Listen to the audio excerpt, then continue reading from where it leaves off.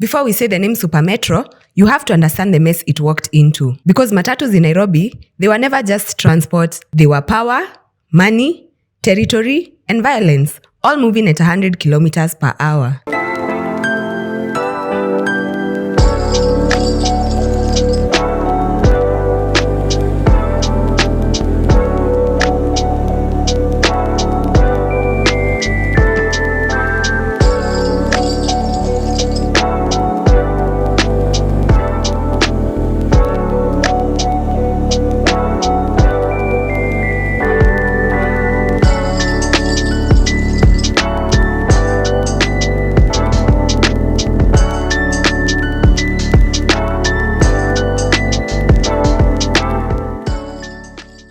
From the late 1990s into the 2000s, Nairobi's Matatu industry, it had settled into a predictable but very ugly order. Routes were controlled by cartels and stage gangs. Fares changed depending on rain, traffic, mood, or chaos. Crews answered to route owners and not passengers. And Sacco membership, it was mostly cosmetic. Discipline barely existed. Police enforcement, it was negotiable, but not legal. If you are a commuter, you didn't choose a Matatu, you survived one. And if you are an investor, Matatus were high-risk, high-stress assets. Drivers could disappear with a bus, conductors could underreport cash, accidents could wipe out years of savings overnight, and bribes were daily operating costs. Still, people invested because Nairobi never had another alternative. Around 2012 to 2013, the government quietly introduced a rule that would shape the industry. Any PSV had to belong to a registered Sacco or company with a minimum fleet of roughly 30 to 32 vehicles. Most operators panicked. Small owners, they couldn't meet the threshold. Cartels tried to fake compliance, and others simply ignored the law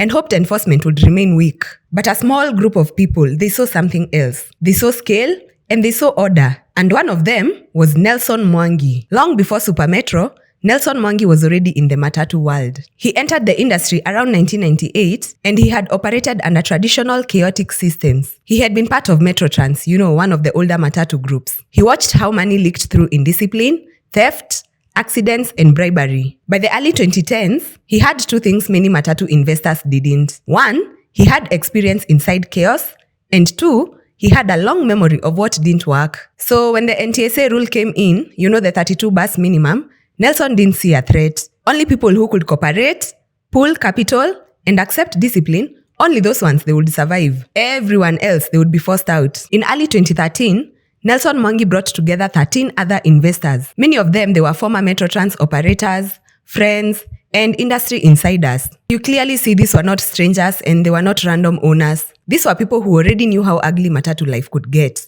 Together, they made a radical decision. What if we don't run Matatus like Matatus? So they agreed on a few non-negotiables before a single bus hit the road. Same bus model, same branding, same rules for everyone, including owners, central control over routes and fares, and zero tolerance for indiscipline. This was unheard of. In most circles, investors protected their own drivers. Here, investors agreed to be punished with their drivers. Super Metro officially began operations in mid-2013. The route was Kikuyu to Nairobi CBD via Waiyaki Way. The fleet was 32 Isuzu NQR, 33-seater buses, and the structure was basically a fully registered Sacco, compliant from day one. From the first week, people noticed something strange. The buses were clean, the conductors were polite, the fare didn't change mid-journey, and passengers queued voluntarily. In a city where Matatus fought for passengers, Super Metro waited for them, and the passengers, they waited back. Now these queues, they're not just optics,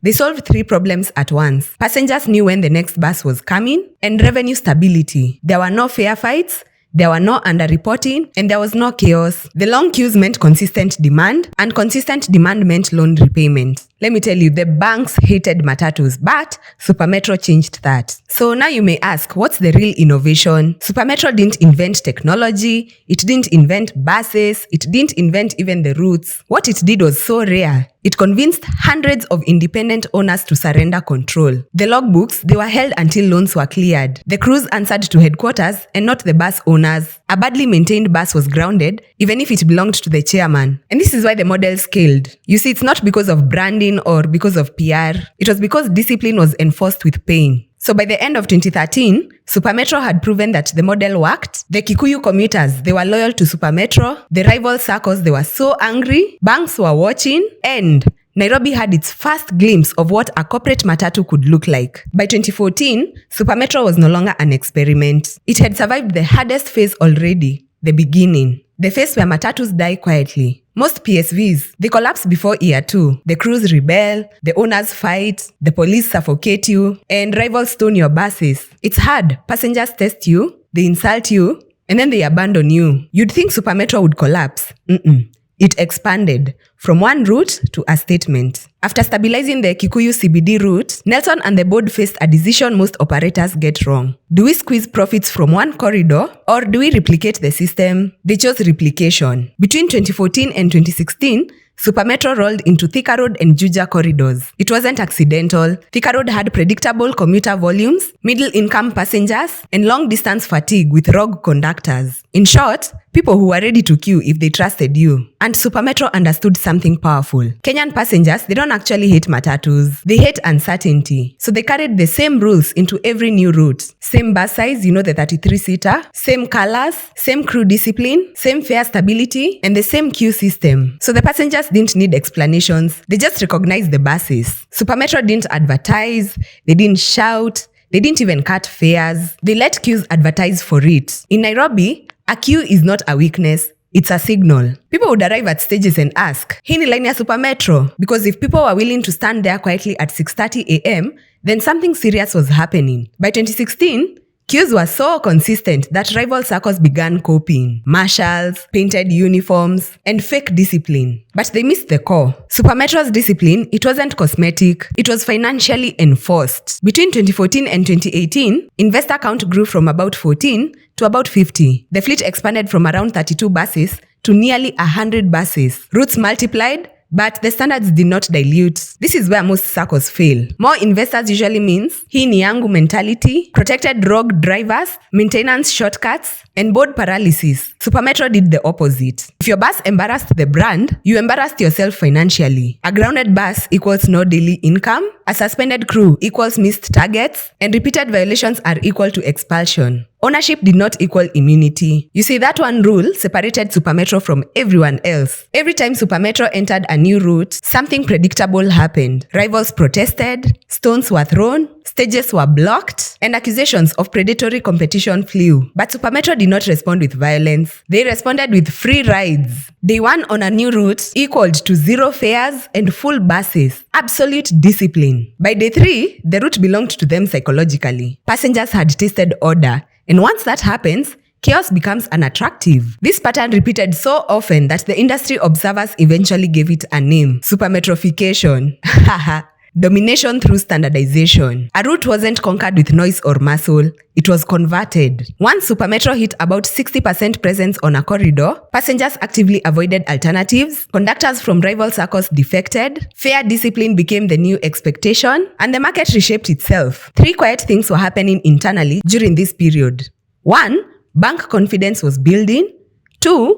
Repayment consistency turned matatus from risky assets into bankable units. And 3.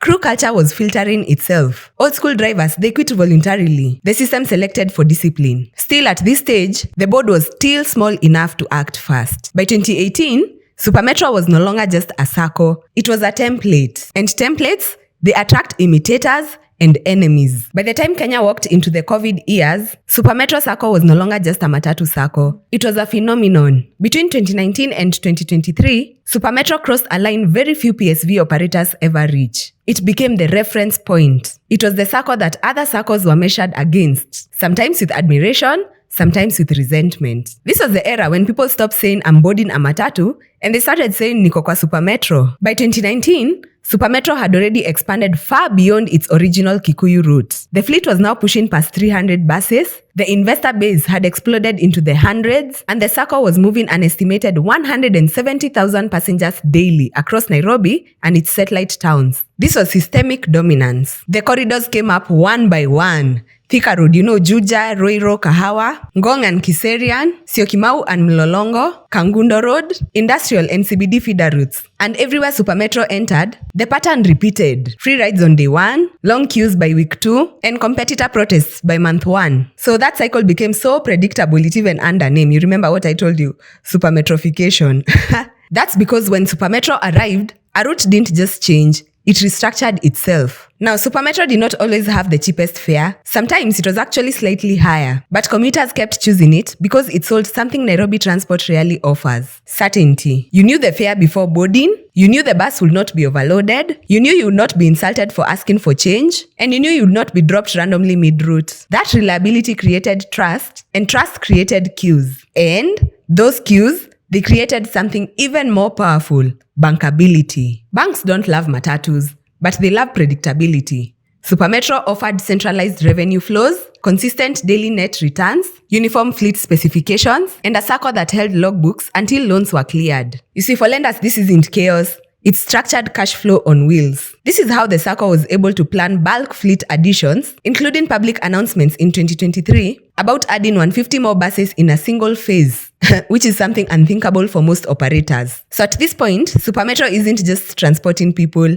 it's absorbing capital. In October 2023, Supermetro was crowned Transport Matatu Sacco of the Year at the Africa Mashariki Transport Awards. That recognition wasn't symbolic, it confirmed what commuters already believed. Supermetro had successfully corporatized informality. But those awards and headlines, they come with attention, and attention brings scrutiny. Now the Sacco had grown from 14 founders to over 300 investors and over 500 buses. That scale introduced a quiet but dangerous tension: central discipline versus individual pressure. Interest rates were rising, and fuel costs were climbing. Loan repayments did not care about awards. Some crews began chasing targets more aggressively, and some investors, they pushed buses harder. Some conductors started testing fare limits, especially during rain and traffic. Nothing had collapsed yet, but the margin for error was shrinking. The very discipline that had built Supermetro was now harder to enforce at scale. The same systems that made it powerful, standardization, scale, and speed, those same systems were now operating under heavier economic pressure than ever before. And that's where this story turns. Up until this point, Supermetro had done something almost unheard of in Nairobi's Matatu industry. They had grown big, but they were still disciplined. That combination never lasts without friction. Because once you've become visible enough, once you carry tens of thousands of people every single day, you stop being a good example and you start becoming a problem to manage. By the early 2020s, Supermetro was no longer a niche success story.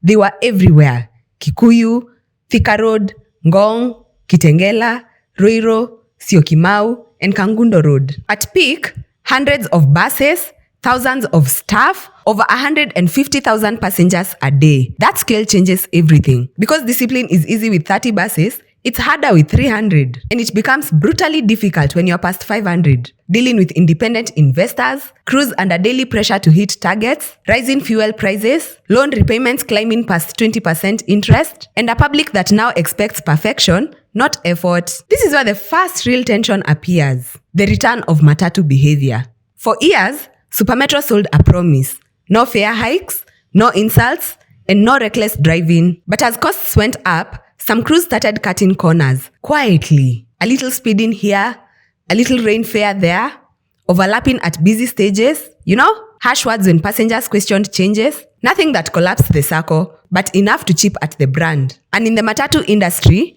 reputation doesn't fall at once. It leaks. No large PSV operation runs for years without incidents. That's the truth. What matters is pattern. Between late 2024 and early 2025, several Supermetro incidents began circulating online. Buses speeding, reckless overtakes caught on dashcams, crashes amplified by social media, and passenger disputes turning viral. None of this alone would have destroyed the Sacco. But together, they did something far more dangerous. They gave regulators a narrative. NTSA had known Supermetro for years. They inspected them, they audited them, they praised them quietly. But regulators don't move on praise. They move on pressure. And by early 2025, pressure was coming from everywhere.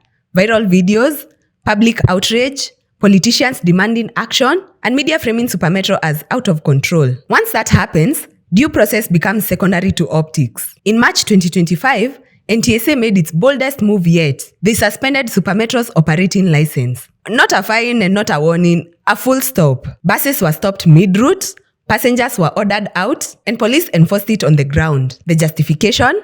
A compliance audit had flagged hundreds of vehicles for issues like speed limiter data gaps, inspection expiries, and driver credential problems. Most of these were administrative and system failures, not proof that every bus was unsafe. But NTSA didn't suspend buses. They suspended the operator. If Super Metro, the most structured Sacco in Nairobi, if it could be shut overnight, then no one was safe. And Super Metro knew that. So instead of panicking, they did something Matatus almost never do. They went to court. Super Metro challenged the suspension at the Transport Licensing Appeals Tribunal. The argument was simple and dangerous for the regulator. You can't punish an entire Sacco for individual violations without notice, hearing, or proportional enforcement. In other words, you don't shut down an airline because one plane needs servicing. The tribunal agreed. The suspension was lifted, operations resumed under strict conditions, inspections were ordered, and drivers were retested. But the damage was already done. The real consequence wasn't legal, it was psychological. After March 2025,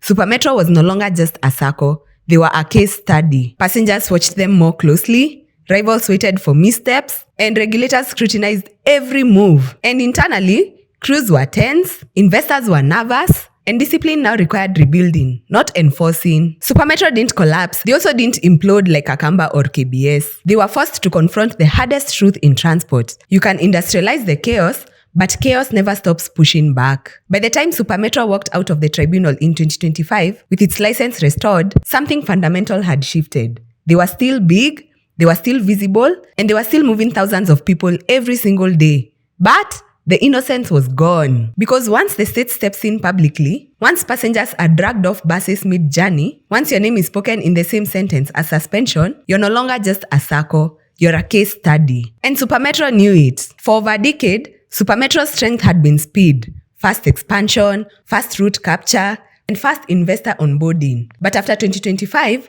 speed became the enemy. The NTSA audit exposed what rapid growth had quietly created.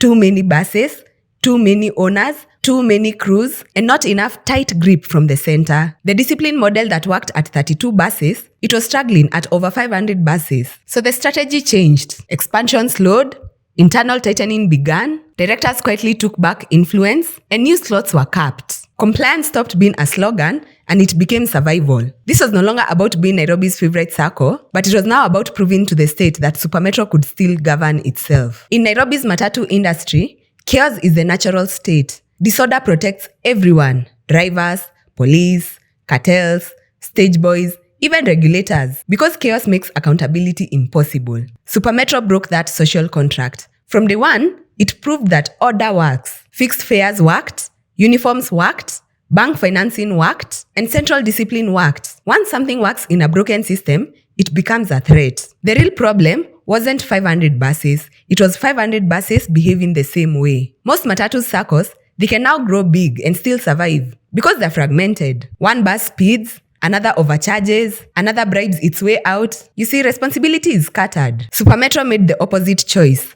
One brand, one color, one code of conduct, and one reputation. So when one crew messes up, it wasn't that driver, it was Super Metro. When 5 buses failed compliance, it wasn't isolated cases. It was framed as systemic rot. That's the cost of centralization. The same thing that makes airlines safe is the same thing that makes them vulnerable when something goes wrong. So, can discipline survive over 500 buses? Yes. But not passively. Discipline at 30 buses is culture. Discipline at 300 buses is management. Discipline at 500 buses is infrastructure. At that size, discipline stops being about rules and starts becoming about systems. And these systems include training pipelines that replace drivers faster than culture erodes, compliance teams that audit before NTSA shows up, real consequences that hurt investors, not just crews, and slower expansion even when the banks are willing to lend. Super Metro's mistake wasn't growing. It was growing at the same speed while the environment changed. Interest rates jumped,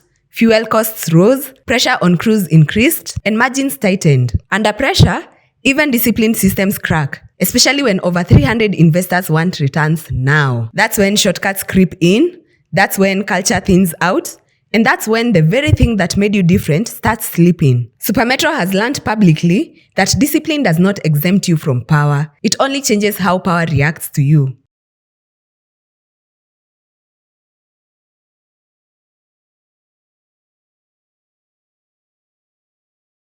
I can go on and on and on and on about Super Metro, but my research ends there. I've exhausted everything I had for you guys, and I know you have learned a lot. I've also learned a lot. I'll see you guys in the next video. This is just Catalina. Remember to subscribe to my YouTube channel because I normally post every single day. And I'm also going to put my till number at the farthest corner right there. You can help me out. We can raise this channel. I can get an editor. I can get a mic. We can move to other levels because these pages, they're here to help us all. If you have a business, I'm here for you. Just come to my inbox. Anyway, I'll see you guys next time. I love you all. Good night. It's good night here. Good night. I've been here for hours. I'm hungry.